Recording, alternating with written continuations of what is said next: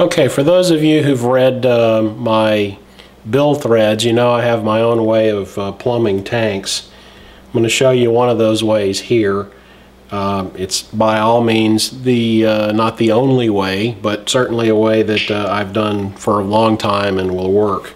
We're going to use some Tygon fuel line, some Viton fuel line, some Velcro, a T-fitting, and a fuel plug, and also a thread spool, a plastic thread spool.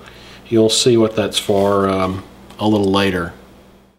So we're going to cut a length for the fuel inlet. We're going to make up a overflow with a T-fitting and an end plug.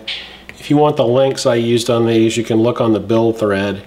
We're also going to make a vent line using the spool, the thread spool, and the Viton tubing and some Velcro. It's pretty simple, really. You take the spool and you wrap the Viton tube around it, which is really flexible, into this shape. Take some Velcro to secure it on here so it can't get off, and this is going to work as a vent. Because it's looped, the fuel won't really leak out of it. You may get some leakage, but not a lot. For the most part, it just lets air in. The whole point of the loop is to keep a lot of fuel from pouring out when the model's inverted or at some angle where it would normally be running out of the vent. You can also use a one-way valve for this if you want. The tank on this model is really very stiff, so it'll work fine. I chose to show you this simply because it's something I haven't shown before. So in terms of these connections, when we built the tank, the fuel inlet is at the bottom and the vent and overflow is interchangeably either of these two at the top.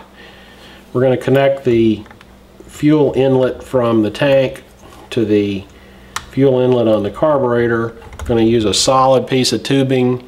I recommend no cuts, no T-fittings, nothing, no filters, because remember we've got a filtered clunk in here. Anything you put in here is going to likely induce bubbles. Bubbles get in the carburetor. They cause it to cough at unimpressive times usually. Next we want to put the overflow line on, the one that we made up with the T-fitting. I'm going to put that on the outside fitting. Goes over there. When you're priming the carburetor, the fuel is going to go back into the tank through here. This is going to go down like this, and I'm going to take some Velcro and connect these two lines together. So I've got the Velcro on the fuel lines holding them together. I've also installed the vent line, which is going to go underneath the model, and it's just going to sit by this frame member where I'm going to Velcro it on, and then the outlet will come around and come out by the motor. The value of that is you're going to fill the tank here, and when it overflows it's going to come out right by it, so you'll be able to tell when the tank's full really easy. Alright, here you can see I've got the vent line routed out the bottom of the chassis. It's Velcroed onto the bottom of the frame so it can't get away.